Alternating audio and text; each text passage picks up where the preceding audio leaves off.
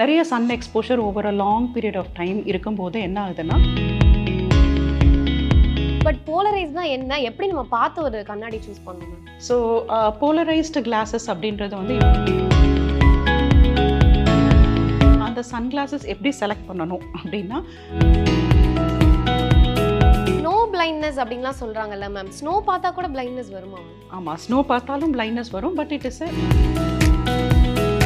நிறைய பேர் கண்ணில் வந்து ஒரு ப்ராப்ளம்னா உடனே தாய்ப்பால் விட்டா சரியாயிடுன்னு சொல்றாங்க. எப்படி மேம்? எந்த ஏஜ்ல இருந்து ஐ மேக்கப் பண்ணலாம் மேம்?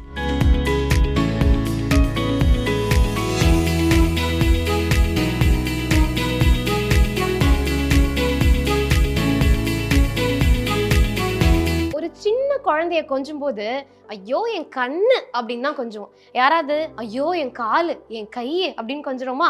அதே மாதிரி காலம் கண் போன்றது அப்படின்னு சொல்லுவோம். யாராவது மூக்கு போன்றது வாய் போன்றதுன்னு சொல்றோமா? இப்படி நம்ம கண் அப்படிங்கிறது எந்த அளவுக்கு எல்லாருக்கும் முக்கியம் அப்படிங்கிறது தெரிஞ்சதுனால என்னவோ நிறைய உறுப்புகளோட தானம் பார்த்தீங்கன்னா நம்ம உயிரோட இருக்கும்போது தான் கொடுக்க முடியும். ஆனா கண் உறுப்பு தானம் அப்படிங்கிறது மட்டும்தான் நம்ம இறந்ததுக்கு பிறகும் கூட தானம் செய்யற அளவுக்கான ஒரு முக்கியத்துவத்தை பெற்றிருக்கு அப்படின்னு சொல்லலாம்.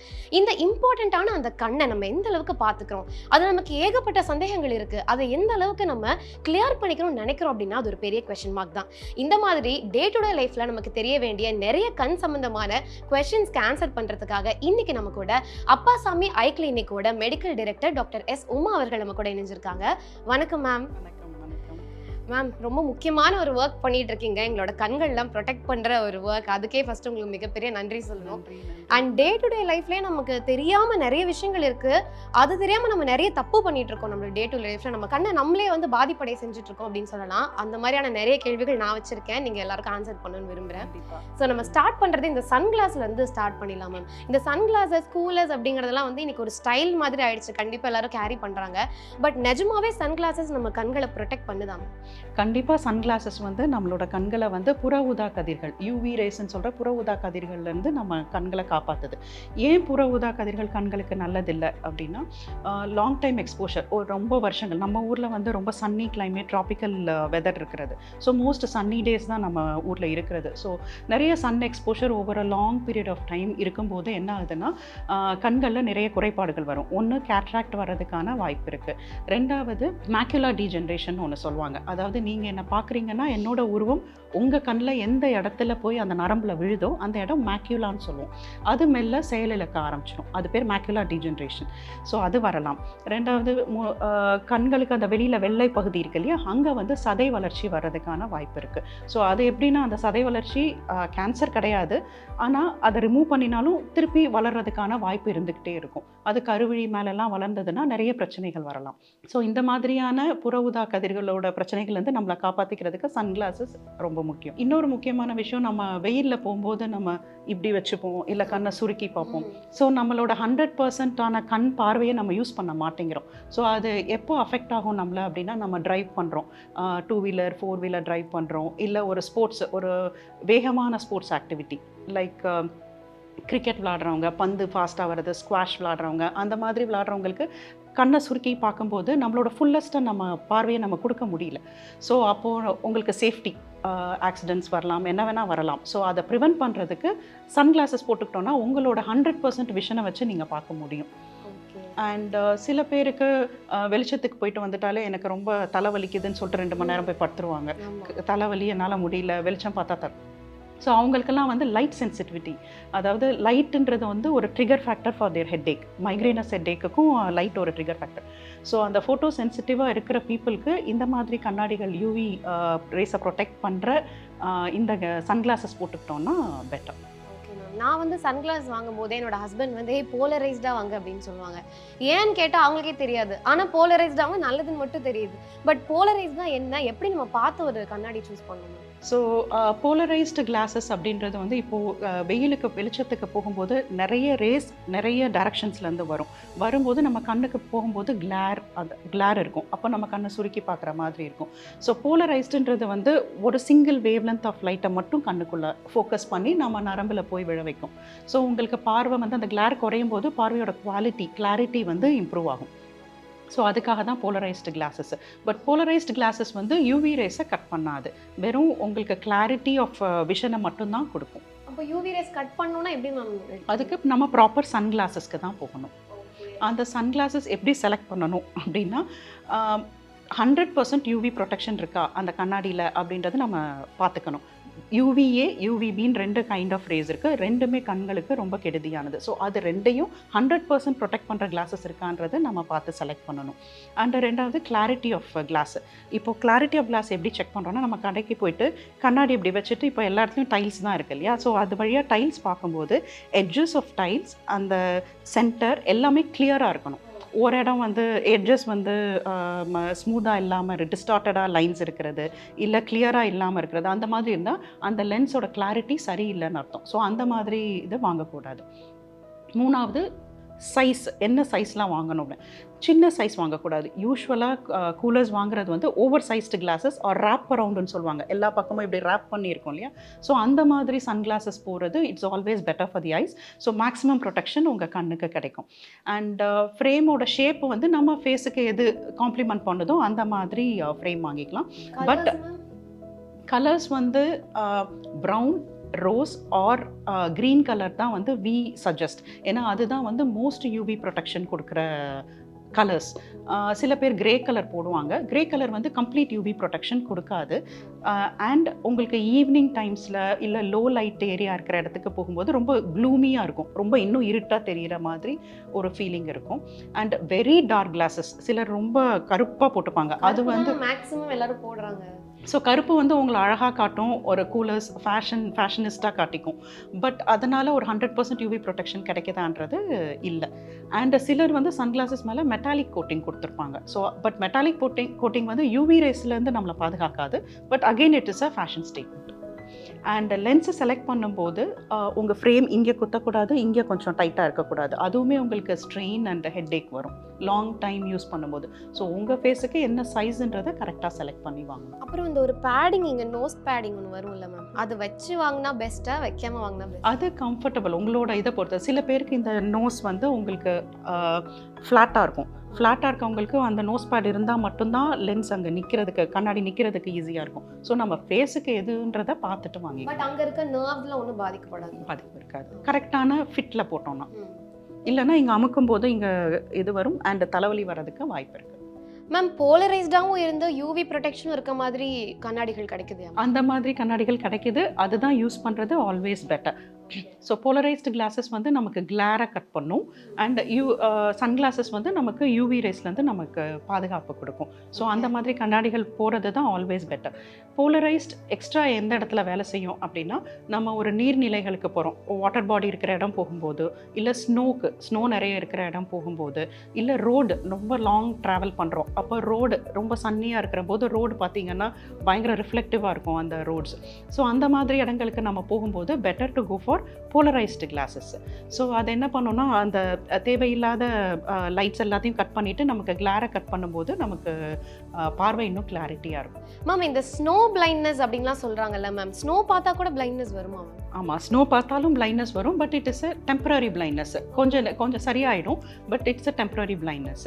ஸோ ஸ்னோவில் வந்து சன்ரைஸ் படும்போது 80% ஆஃப் த ரேஸ் வந்து ரிஃப்ளெக்ட் ஆகி போகும். ஸோ யார் வந்து கண்ணாடி போடாமல் பார்க்குறாங்களோ அவங்களுக்கு மோர் அமௌண்ட் நிறைய யூவி எக்ஸ்போஷர் வந்து கண்ணுக்குள்ளே போகும். ஓகே, ஸோ அந்த ரிஃப்ளெக்ஷன் அப்படியே நம்ம கண்ணுக்கு வரதுனால கண்ணுக்கு கெடுதி அது. ஸோ அப்போ என்ன ஆகும்னா, நிறைய நேரம் அந்த ஸ்னோவை வந்து நம்ம போலரைஸ்டு கிளாஸஸ் இல்லாமல் பார்க்கும்போது நமக்கு கண்ணு ரெட் ஆகிறது, கண்ணில் தண்ணி வடியும், விஷன் பிளர்ட் ஆகிடும், வலி இருக்கும், லைட்டாக பார்க்க முடியாது, அந்த மாதிரி கண்டிஷன். ஸோ அது வந்துருச்சுன்னா ஒரு 1 week to 10 days வந்து டிஃபிகல்ட்டாக இருக்கும் சரியாகிறதுக்கேவும். It's a temporary blindness but better to avoid it. நம்ம ஊரில் ஸ்னோ இல்லை, ஆனால் அதுக்கு ஈக்குவலண்ட்டாக நம்ம ஊரில் நிறைய வெல்டிங் ஷாப்ஸ் இருக்குது. வெல்டிங் ஷாப்ஸில் வந்து யாருமே கண்ணாடி போடாமல் தான் வெல்ட் பண்ணுறாங்க. ஸோ வெல்டிங்னாலேயும் நமக்கு கண்ணில் வந்து யூவி ரேஸோட பாதிப்பு இருக்கும். வெல்டு பண்ணும்போது யூவி ரேஸ் நிறைய வரும். ஸோ அது நம்ம கண்ணுக்குள்ளே போகும்போது நான் இப்போ ஸ்னோ பிளைண்ட்னஸ்க்கு என்னெல்லாம் சொன்னேனோ அதோட தான் வரும். ஸோ அவங்களோட ஒரு கண்ணாடி போட்டுட்டாங்கன்னா அவங்களோட வாழ்க்கை வந்து ஒரு 7 days 10 daysக்கு அவங்க ஒர்க்கு வந்து கெடாமல் இருக்கும். Correct ma'am. மேம் இப்போ நாங்கள் ஹில் ஸ்டேஷன்லாம் டூர் போகிறோம்னு வைங்க மேம், காஷ்மீர் அந்த மாதிரிலாம், இப்போ நாங்கள் ஃபோட்டோஸ்க்கெல்லாம் கண்ணாடி இல்லைனா தான் நல்லாயிருக்கும். இப்போ நாங்கள் என்ன மேம் பண்ணணும்? கொஞ்ச நேரம் கண்ணாடி போடாமல் இருந்தால் எதுவும் ஆகாது. எக்ஸ்போஷர் லாங்காக இருக்கும்போது தான் உங்களுக்கு கண்ணில் பிரச்சனைகள் வரும். மேம் சைக்காலஜிஸ்ட்டுக்கும் சைக்கியாட்ரிஸ்ட்டுக்கும் ஒரு டிஃபரன்ஸ் இருக்குங்கிறதே எங்கெல்லாம் இப்போதான் தெரியுது. அதே மாதிரி உங்க ஃபீல்ட்லயும் பார்த்தீங்கன்னா ஆப்டோமெட்ரிஸ்ட், ஆப்தல்மாலஜிஸ்ட் அப்படின்னு 2 டிஃப்ரெண்ட் கைண்ட்ஸ் இருக்கீங்க. ஸோ அதை பற்றி எக்ஸ்பிளைன் பண்ணுங்க மேம். ஸோ ஆப்டோமெட்ரிஸ்ட், ஆப்தமாலஜிஸ்ட் 2 பேருக்கும் டிஃப்ரெண்ட் லெவல்ஸ் ஆஃப் ட்ரைனிங் இருக்கும். ஆப்டோமெட்ரிஸ்ட்ன்றது ப்ரைமரி ஐ கேர். அவங்க என்ன பண்ணுவாங்கன்னா உங்களுக்கு கண்ணாடி செக் பண்ணி கண்ணாடி ப்ரிஸ்கிரைப் பண்ணுறது, ஸோ அந்த கண்ணாடி செக் பண்ணுறது. அண்ட் ஹாஸ்பிட்டல்ஸில் பார்த்தீங்கன்னா ஸ்கேன் பண்ணுறது, எல்லாம் டயக்னாஸ்டிக் இன்வெஸ்டிகேட்டிவ் ப்ரொசீஜர்ஸ். இவங்களுக்கு இந்த ஸ்கேன் பண்ணினா இதை கண்டுபிடிக்கலாம், அந்த மாதிரி ப்ரொசீஜர்ஸ் இருக்கு இல்லையா. ஸோ அதெல்லாம் பண்ணுறதுக்கு அவங்க ட்ரெயின்டாக இருப்பாங்க. அண்ட் சின்ன சின்ன பேசிக் ஐ ட்ரீட்மெண்ட்டுக்கு அவங்க பழகியிருப்பாங்க. பட் ஆப்தமாலஜிஸ்ட்ன்றவங்க தான் கம்ப்ளீட் ஐ கேர். அவங்களுக்கு வந்து அவங்க தான் வந்து இந்த கண்ணாடி எழுதி கொடுத்தா கூட இந்த கண்ணாடி உங்களுக்கு ப்ரிஸ்கிரைப் பண்ணலாமான்னு டிசைட் பண்ணுறது ஆப்தமாலஜிஸ்ட் தான் பண்ணணும். அண்ட் ஒரு பேஷண்ட்டுக்கு வந்து நம்ம மெடிசன் கொடுத்தா போதுமா, இல்லை சர்ஜரி போகணுமா, இல்லை சர்ஜரி பெர்ஃபார்ம் பண்ணுறதுக்கு இதெல்லாம் வந்து ஆப்தமாலஜிஸ்ட் மட்டும்தான் பண்ணணும், ஆப்டோமெட்ரிஸ்ட் பண்ண முடியாது. அண்ட் ஆப்தமாலஜிஸ்டில் டிஃப்ரெண்ட் ஸ்பெஷலைசேஷன்ஸில் இருப்பாங்க. குழந்தைங்களுக்கு பார்க்குறவங்க தனியாக இருப்பாங்க, பீடியாட்ரிக் ஆப்தமாலஜிஸ்ட். கண்ணு நரம்பு பார்க்குறவங்களுக்கு ரெட்டினா டாக்டர்ஸ் இருப்பாங்க தனியாக. கண்ணு ப்ரெஷர் பார்க்குறதுக்கு குளோக்கோமா இருப்பாங்க. ஸோ அதுலேயும் ஸ்பெஷலைசேஷன்ஸ் தனியாக இருக்கும். ஓகே. ஆனால் இப்போ நிறைய பேர் வந்து டாக்டர்கிட்ட போகிறது அப்படிங்கிறதுக்கே ரொம்ப பயப்படுறாங்க மேம். ஏதாவது பெருசாக சொல்லிடுவாங்களோன்னு சொல்லிட்டு நேராக போகிறது ஒரு ஆப்டிக்கல்ஸ்க்கு போயிட்டு அவங்கக்கிட்டே மொத்தமாக செக் பண்ணி கண்ணாடியை போட்டாலே சரியாயிடும்னு நினச்சிக்கிறாங்க. அதுக்குள்ளே மேபி வேறு ஏதோ ப்ராப்ளம் கூட இருக்கலாம். பட் டாக்டர்ஸ் கிட்டே போகிறது இல்லை. அது எந்த அளவுக்கு சஜஸ்டபுளாக இருக்குது? நம்ம அது சஜஸ்ட் பண்ணுறது கிடையாது, நாங்கள் அதை என்கரேஜ் பண்ணுறதும் கிடையாது. ஸோ ஒரு ஆப்டோமெட்ரிஸ்ட்டை போய் செக் பண்ணும்போது விஷன் குறைஞ்சிருந்தாலும் கண்ணாடி கொடுத்துட்டாங்கன்னா அந்த விஷன் ஏன் குறைஞ்சதுன்றதை நம்ம பார்க்கணும் இல்லையா. ஸோ அது கேட்ராக்ட்னால குறைஞ்சிருக்கா, இல்லை கண் நரம்பு பிரச்சனையால் குறைஞ்சிருக்கா, இல்லை குளோக்கோமான்னு சொல்கிற கண் ப்ரெஷர்னால குறைஞ்சிருக்கா, எதனால் குறைஞ்சிருக்குன்றது நமக்கு தெரியாது. ஸோ அது நிறைய பேஷண்ட்ஸ் நம்ம பார்க்குறது ரொம்ப முத்தின ஸ்டேஜில் நம்மளை வந்து பார்க்குறாங்க. கேட்ராக்ட் முத்தினா நம்ம பண்ணிடலாம், பட் வேறு நரம்பு பிரச்சனைகள் இல்லை குளோக்கோமா அதனால் எதுனா அதெல்லாம் இர்ரிவர்சிபிள், போன பார்வையை நம்ம திரும்பி வாங்க முடியாது. ஸோ அந்த மாதிரி கண்டிஷன்ஸ்லாம் நிறைய மிஸ் ஆகிடும். ஸோ வி என்கரேஜ் ஆப்தமாலஜிஸ்ட்டை வந்து பார்க்குறது தான்.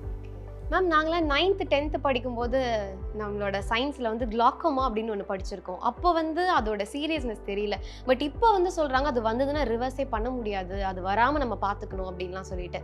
அது எவ்வளோ சீரியஸான ஒரு இஷ்யூ மேம்? ஸோ குளோக்கோமா அப்படின்றது இப்போ உடம்புல வந்து ப்ரெஷர் இருக்குது இல்லையா, அந்த மாதிரி கண்ணுன்றது வந்து ஒரு ஸ்பெரிக்கல் ஸ்ட்ரக்சர், ஒரு ரவுண்டு பால் மாதிரி. ஸோ அந்த ஸ்ட்ரக்சரை மெயின்டைன் பண்ணுறதுக்கு உள்ள ஒரு ப்ரெஷர் இருக்கும். ஸோ அந்த ப்ரெஷர் யூஸ்வலாக 10 to 21 millimeters வரைக்கும் இருக்கலாம். ஸோ அதை தாண்டி போகும்போது ப்ரெஷர் ஜாஸ்தி இருக்கும்போது கண்ணு நரம்புகள் வந்து பாதிப்படைய ஆரம்பிக்கும். ஸோ கண்ணு நரம்பு பாதிப்படையும் போது நமக்கு நாளடைவில் பார்வை குறைபாடு வரும். ஸோ குளோக்கோமாவை பொறுத்த வரைக்கும் எப்படின்னா, இப்போ புறையில் போகிற பார்வை வந்து சென்டர் பார்வை போயிடும். ஸோ நமக்கு தெரியும் பார்வை குறையுதுன்னு. பட் குளோக்கோமாவில் வந்து பெரிஃபரல் விஷன் சொல்கிறது, இப்போ நான் உங்களை பார்க்குறேன்னா இந்த சைடில் தெரிகிற விஷயங்கள் எல்லாம் அப்படியே மறைஞ்சிட்டே வரும். ஸோ மறைஞ்சிட்டே வந்து ஃபைனலி வந்து சென்டரும் போயிடும். ஸோ அதனால் என்ன ஆகுதுன்னா, நிறைய பேருக்கு சைடில் குறையிற பார்வை போகிறதுன்றதே யாருக்கும் தெரியாது, ரியலைஸே பண்ண மாட்டாங்க. ஸோ அதனால தான் அது பேர் silent thief of vision. So இது போனது திரும்பியும் வராது. ஸோ அதனால தான் 40 இயர்ஸ்க்கு மேலே இருக்கிறவங்க, ஃபேமிலி ஹிஸ்ட்ரி ஆஃப் குளோக்கோமா, குடும்பத்தில் யாருக்காவது குளோக்கோமா இருந்திருக்கு, இல்லை திக் கிளாஸஸ் போடுறாங்க இல்லையா, மைனஸ் பவர் திக் கிளாஸஸ் போடுறவங்க, சுகர் இருக்கிற பேஷண்ட்ஸு, பிபி இருக்கிற பேஷண்ட்ஸு, இவங்கெல்லாம் வந்து ரெகுலராக செக் பண்ணிக்கணும். ஏன்னா இவங்களுக்குலாம் குளோக்கோமா வரதுக்கான வாய்ப்பு ரொம்ப ஜாஸ்தி. ஸோ நாங்கள் என்கரேஜ் பண்ணுறது ஆஃப்டர் 40 இயர்ஸ் வந்து எவ்ரி இயர் ஒரு வருஷத்துக்கு ஒரு தடவை கண்ணு கண்டிப்பாக செக் பண்ணிக்கணும். இந்த சுகர் இருந்தால் பாவம் போல நம்ம காலும் செக் பண்ணணும், நர்வ்ஸும் செக் பண்ணணும், ஹார்ட்டை செக் பண்ணணும், கிட்னி செக் பண்ணணும், அந்த மாதிரி கண்ணும் நீங்கள் அந்த மாதிரி வரும் அப்படின்னு சொல்கிறீங்க. ஸோ டயபெட்டிஸ் இருக்கிறவங்க எந்த அளவுக்கு ரெகுலராக அவங்க ஐ செக்அப் எடுத்துக்கணுமா? டயபெட்டிஸ் இருக்கிறவங்க எவ்ரி இயர் கண்டிப்பாக செக் பண்ணணும். ஆனால் ஆப்தமாலஜிஸ்ட் நம்ம பார்த்து அவங்களுக்கு கண்ணில் நரம்பில் பிரச்சனைகள் ஜாஸ்தி இருக்கிற பட்சத்தில் சிலருக்கு 3 months ஒன்ஸ் சொல்லுவோம், சிலருக்கு 6 months ஒன்ஸ் சொல்லுவோம். பட் நம்ம எப்படி சொல்கிறோமோ அந்த பரிந்துரைப்படி அவங்க கரெக்டாக வந்துட்டாங்கன்னா பார்வை இழப்பை வந்து தடுக்கலாம். அண்ட் இந்த குளோக்கோமா வந்து ஜெனட்டிக்காவும் பாஸ் ஆகக்கூடியது? ஜெனட்டிக்காகவும் பாஸ் ஆகக்கூடியது. குழந்தைகளுக்கு கூட குளோக்கோமா வரும், பிறந்த குழந்தைகளுக்குமே குளோக்கோமா வரும். மேம் நான் வந்து இப்போது மீடியாவில் இருக்கிறதுனால என்னோட வீடியோ ரீல்ஸ் எல்லாத்தையுமே நானே தான் எடிட் பண்ணுவேன் மேம். எனக்கு நைட்டு தான் டைமே இருக்குது எடிட் பண்ணுறதுக்கு. ஸோ நான் நைட்டு ஒரு 11 o'clock மேலே தூங்க வேண்டிய டைமில் உட்காந்து நைட் எடிட் பண்ணிகிட்டு இருப்பேன். என் ஹஸ்பண்ட் வந்து லைட் எரியுதுன்னு திட்டுறதுனால பெட்ஷீட் போத்திட்டு உள்ளே வந்து எடிட் பண்ணுவேன். ஆனால் எனக்கே தெரியும் இந்த மொத்த லைட்டும் நம்ம கண்ணுக்குள்ளே தான் பாஸ் ஆகுது அப்படின்னு சொல்லிட்டு எனக்கே லைட்டாக ஒரு பயம் இருக்கும். அப்புறம் இந்த லவ் பண்ணுறவங்களாம் பார்த்தீங்கன்னா அம்மாவுக்கு தெரியாமல் பாய் ஃப்ரெண்டோட சேட் பண்ணுவாங்க, அவங்களும் பெட்ஷீட்குள்ளே சேட் பண்ணுவாங்க. ஸோ இந்த மாதிரிலாம் பண்ணுறது வந்து கண்ணுக்கு ட்ரைனஸ் கொடுக்குது இருக்குதா என்னன்னு தெரியல மேம், எனக்கு கண்ணுல இருந்து தண்ணி வந்துட்டே இருக்கு. அது என்ன ரீசன் மேம் ஆக்சுவலி? நீங்கள் சொல்லிட்டீங்க இல்லையா, ட்ரைனஸ் தான். ஸோ நீங்கன்னு மட்டும் கிடையாது, இப்போ பெரும்பான்மையான மக்கள் அட்லீஸ்ட் 8 to 10 hours வந்து ஸ்க்ரீனில் தான் இருக்காங்க. எனி ஸ்க்ரீன், ஃபோனாக இருக்கலாம், இல்லை ஒரு ஐபேடு, இல்லை லேப்டாப்பு, ஏதோ ஒன்று, எல்லாம் அதில் தான் க்ளூடாக உட்காந்துருக்காங்க. அதில் தான் நம்ம வேலையும் இருக்குது எல்லாருக்கும். ஸோ அப்படின்னும் போது ட்ரைனஸ் தானாக வரும். நம்ம கண்ணை இப்படி மூடி திறக்கும் போது தான் நமக்கு டியர் செக்ரீஷனே வரும். ஸோ நம்ம மானிட்டர் பார்க்குறோம் செய்கிறோம் அப்படின்னா அதில் இருக்கிறது எல்லாமே பிக்சலேட்டட் இமேஜஸ். இப்போ நம்ம ஒரு புக்கில் பார்க்குற ஒரு வந்து ஒரு பிளாக் இமேஜ்னு சொல்லுவோம். ஸோ அது பிரெயின் ப்ராசஸ் பண்ணுறதுக்கு ரொம்ப கஷ்டப்படாது.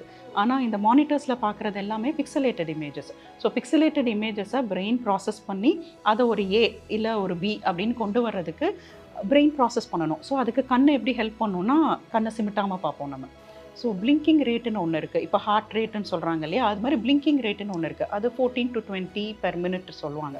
ஒரு நிமிஷத்துக்கு மினிமம் நம்ம 20 டைம்ஸ் பிளிங்க் பண்ணணும். ஆனால் நம்ம இப்போ பண்ணுறது இல்லை. யாரும் 10 தடவை பண்ணுறதே பெரிய விஷயம். அண்ட் ஹாஃப் பிளிங்க் பண்ணுவோம். ஃபுல் பிளிங்க் பண்ணாதான் இந்த இமைகள் ரெண்டும் சேரும்போது உங்களுக்கு செக்ரீஷன் வரும். ஹாஃப் பிளிங்க் பண்ணும்போது உங்களுக்கு செக்ரீஷன் கம்மியாயிடும். ஸோ அதனாலையும் நமக்கு ட்ரைனஸ் வரும். ஓகே, ஸோ இதை எப்படி மேம் தடுக்கிறது? சிம்பிள். நிறைய நேரம் நம்ம சொல்லாதீங்க மேம், ரொம்ப கஷ்டமா இருக்கு மேம். ஏதாவது ஸ்பெஷலா இப்படி ஏதாவது ஒன்று பண்ண சொல்லுங்க, எக்ஸசைஸோ அது மாதிரி ஏதாவது ஒன்று. லைட்டிங் பார்த்துக்கலாம். லைட் இப்போது நேராக லைட் வந்து மூஞ்சில் அடிக்கிற மாதிரி இல்லாமல் பின்னாடி இருந்து லைட் அடிக்கிறேன். ஏன்னா லைட்டுன்றது ஹீட் எனர்ஜி தான். ஸோ அதுவும் வந்து நம்ம கண்ணில் இறக்குறவே செக்ரீட் ஆகிற தண்ணி கம்மியாக இருக்கும்போது அது இவாப்ரேட் ஆகி போயிடும். ஸோ அந்த லைட்டை கம்மி பண்ணால் பின்னாடி இருந்து இது பண்ணோன்னா நம்ம ஐ ஸ்ட்ரெயினும் குறையும். அண்டு நேராக ஃபேனுக்கு நேராக உட்கார்றது, ஏசி வெண்ட்டை மூஞ்சிக்கு நேராக வச்சு உட்கார்றது, காரில் ட்ரைவ் பண்ணும்போது ஏசியை நம்ம வச்சுக்கிறது, 2 வீலர்ஸில் போகிறவங்க காகிள்ஸ் ஏதாவது போட்டுக்கலாம், நேராக காற்று வந்து கண்ணில் படாமல் இருக்கிறது. ஸோ இதெல்லாம் பண்ணோன்னா இவாப்ரேட்டிவ் ட்ரை ஐ, அதாவது காற்றுல இவாப்ரேட் ஆகிற ட்ரைனஸை வந்து நம்ம கம்மி பண்ண முடியும். அப்போ இந்த ஸ்கூல் காலேஜ் போகிறவங்கலாம் புக் படிக்கிறாங்கன்னா ஆப்போசிட் லைட் இல்லாமல் பேக்லேருந்து லைட் வர மாதிரி, லைட்லேருந்து வர மாதிரி உட்காந்தா தான் பெட்டர். அண்ட் இப்போ இதுதான் ஒர்க் நேச்சரை நம்ம மாற்ற முடியாது. 8 to 10 hours தான் ஒர்க் பண்ணணும். இப்போ நீங்கள் சொன்னீங்க எனக்கு எடிட்டிங் நைட் மட்டும்தான் டைம் இருக்குது அப்படின்ற போது நம்ம ஆர்டிஃபிஷியல் டியர்ஸ்ன்னு சொல்லுவோம். இப்போ நேச்சுரல் டியர்ஸ் வந்து ப்ரொடக்ஷன் கம்மியாகிறதுனால ஆர்டிஃபிஷியல் டியர்ஸ் வந்து நம்ம கண்ணில் அப்பப்போ போட்டுக்கலாம். ட்ராப்ஸ் மாதிரி இருக்கிறது நம்ம சப்ளிமெண்ட் பண்ணுறோம். ஸோ அது சுரக்கலை, நம்ம எடுத்து கண்ணில் போட்டுக்கிறோம். ஓகே, ஸோ அந்த ட்ரைனஸை வந்து பேலன்ஸ் பண்ண தான் அது வாட்டர் வந்து செக்ரீட். ஓகே மேம், நான் காலேஜ் படிக்கும்போது காலேஜ் பஸ்ஸில் தான் மேம் காலேஜ் போவேன். சாரி, எல்லோரும் காலேஜ் பஸ் தான் காலேஜ் போவாங்க. ஓகே, நான் வந்து இந்த அசைன்மெண்ட்டு ஹோம் ஒர்க் எல்லாம் வந்து இந்த பஸ்ஸில் தான் பண்ணிட்டு போன டைம் இருக்கும். ஆனால் புக்கு திறந்த உடனே தலைவலிக்க ஆரம்பிச்சிடும் மேம். அது எதனால மேம் இப்படி வருது? அதுலேருந்து நான் கண்டுபிடிச்சேன் எனக்கு இந்த மாதிரி படித்தாலே வண்டியில் செட் ஆகலன்னு. ஏன் அந்த ப்ராப்ளம் வருது மேம்? படித்தா உங்களுக்கு மட்டும் இல்லை, யார் டிரைவிங்கில் படித்தாலுமே தலைவலி வரும். காரணம் என்னன்னா, நம்மளோட புக்கும் மூவ் ஆகிட்டுருக்கு, நம்மளோட கண்ணு வந்து அதுக்கேற்ற மாதிரி ஃபோக்கஸ் பண்ணணும். ஸோ நம்ம ஒரு ஃபிக்ஸ்டு டிஸ்டன்ஸில் இருக்கும்போது கண்ணு ஃபோக்கஸ்டாக இருக்கும், நம்ம படிக்கிறது ஈஸியாக இருக்கும். பட் இது மூவ் ஆகிட்டு இருக்கிறதுனால கண்ணுக்குள்ளே இருக்கிற தசைகள் வந்து எக்ஸ்ட்ரா ஒர்க் பண்ணி அந்த லைன்ஸை ஃபோக்கஸ் பண்ண ட்ரை பண்ணும். ஸோ மேலே கீழே வேற போயிட்டு இருக்கனால ஃபோக்கஸ் பண்ண ட்ரை பண்ணுறதுனால கண்ணு ஸ்ட்ரெயின் ஆகி அதனால் தலைவலி வருது.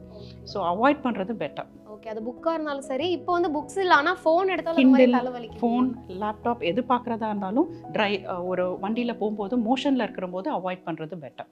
ஒரு ஸ்டேபிளான பிளேஸில் பார்க்குறது பெட்டர். அண்ட் 20-20-20 ரூல்னு ஒன்று இருக்குல்ல மேம், அதை பற்றி சொல்லுங்கள். 20-20-20 ரூல்னா, நம்ம இப்போது ஒர்க் வந்து இப்போ எல்லாருமே ஐடியில் இருக்காங்க, இல்லை ஃபோன், எல்லாருமே கம்ப்யூட்டர் வந்து 8 hours யூஸ் பண்ணுற மாதிரி ஆயிடுச்சு. ஸோ ரொம்ப நேரம் யூஸ் பண்ணும்போது உங்களுக்கு ட்ரைனஸ் வரும், நெக் ஸ்ட்ரெயின் வரும், ஐ ஸ்ட்ரெயின் வரும், பேக் பெயின் வரும்.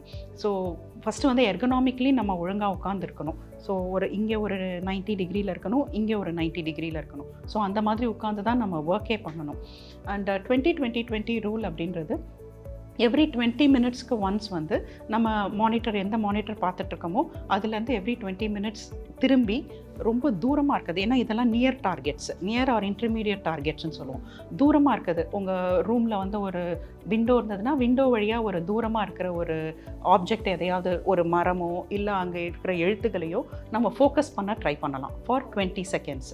ஸோ இது பண்ணிவிட்டு தென் உங்கள் பாமை லேசாக தேய்ச்சிட்டு உங்கள் அந்த லேசான சூடு இருக்கும் இல்லையா, அதை இது பண்ணிவிட்டு உங்கள் நெக்கெல்லாம் ஸ்ட்ரெச் பண்ணிவிட்டு அகெயின் ஸ்டார்ட் ஒர்க்கிங். ஸோ இது வந்து உங்களுக்கு அந்த ஸ்ட்ரெஸ்ஸை வந்து உங்களுக்கு கம்மி பண்ணும். ஐயில் இருக்க ஸ்ட்ரெஸ்ஸும் சரி, உங்கள் பாடியில் இருக்க ஸ்ட்ரெஸ்ஸையும் சரி கம்மி பண்ணும். மேம் இப்போ வந்து ஒரு ரேபிட் ஃபயர் ரவுண்ட் போகிறேன் மேம். நான் குயிக்காக நிறைய பேருக்கு இருக்க சில டவுட்ஸ் கேட்குறேன், நீங்கள் வந்து ஷார்ட்டாக ஆன்சர் பண்ணிடுங்க. கண்டிப்பாக. நிறைய பேர் கண்ணில் வந்து ஒரு ப்ராப்ளம்னா உடனே தாய்ப்பால் விட்டால் சரியாயிடும்னு சொல்கிறாங்க, எப்படி மேம்? தாய்ப்பால் விடுறது கண்ணுக்கு அட்வைஸ் பண்ணுறது கிடையாது. எனி ஃபாரின் திங் நம்ம கண்ணுக்குள்ளே போடாமல் இருக்கிறது நல்லது. இதில் விளக்கெண்ணெய் எந்த எண்ணெயுமே சேஃப்டி. ஓகே, அதோட ரிலேட்டட் அடுத்த கொஸ்டின் மேம். நிறைய பேர் வந்து ரொம்ப சின்ன வயசுலேருந்தே ஸ்கூல் டைம்லேருந்தே மை வைக்க ஆரம்பிச்சிடுறாங்க. பிறந்த குழந்தைக்கு நம்ம மை வைக்கிறோம், ஆஃப்கோர்ஸ் அது வந்து நல்லதா கெட்டதா? மை வைக்கிறது வந்து அடல்ட்ஸுக்கே வந்து எவ்ரிடே வைக்கக்கூடாது. ஒரு கேப் கொடுத்து ஏதாவது ஒரு அக்கேஷன் அந்த மாதிரி இதுக்கு யூஸ் பண்ணுறது பெட்டர். ஓகே, இப்போ ஆர்கானிக் மைலாம் வருதே மேம், அது கூடவா மேம்?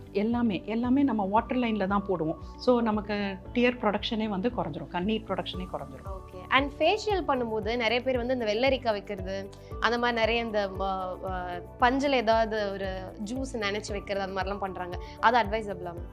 அது பண்ணலாம், கண்ணுக்கு குளிர்ச்சி தரும். அதை கெட்டு போகாததை எது இருந்தாலும் கண்ணில் மேலே வச்சுக்கலாம். ஓகே, இந்த சம்மர் டைம்லாம் பார்த்தீங்கன்னா கண்டிப்பாக கண்ணுக்கு மேலே கட்டி வராமல் ஒருத்தங்க இருக்க மாட்டாங்க, அந்த மாதிரி இருக்கும். அது ஸ்கூல் கிட்ஸ்க்கு கண்டிப்பாக அந்த ப்ராப்ளம் இருக்குது. அது வந்து சீரியஸான இஷ்யூவா இல்லை எப்படி தவிர்க்கலாம்?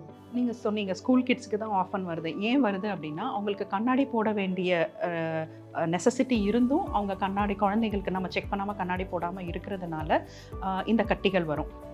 ஸோ அந்த மாதிரி கட்டிகள் அடிக்கடி வருது குழந்தைகளுக்கு அப்படின்னாலே நம்ம இமீடியட்டாக கண்ணாடிக்கு செக் பண்ணணும், டாக்டர் கிட்ட கொண்டு போய் செக் பண்ணணும். அண்டு நம்ம கண்ணை வந்து கையால் அடிக்கடி தொடுறதை அவாய்ட் பண்ணணும். எந்த ஏஜ்ல இருந்து ஐ மேக்கப் பண்ணலாம்? அரௌண்ட் 14-15 இயர்ஸ்லேருந்து பண்ண ஆரம்பிக்கலாம். அவங்களுக்கே வந்து அதை எப்படி ரிமூவ் பண்ணணும், எப்படி கண்ணை சேஃபாக வச்சுக்கணுன்றது தெரிஞ்சிருச்சுன்னா அதுலேருந்து மேக்கப் போடலாம். பட் ஐ மேக்கப் ஷேர் பண்ணக்கூடாது. மேம், இத்தனை பேருக்கு அவ்வளோ அவேர்னஸ் கொடுத்துருக்கீங்க. இத்தனை விஷயங்களை நம்ம தெரியாமல் இவ்வளோ நாள் ஃபாலோ பண்ணிட்டு இருந்திருக்கோம் அப்படின்னு அவங்களே நினச்சிருப்பாங்க. ரொம்ப ரொம்ப நன்றி மேம். Thank you so much.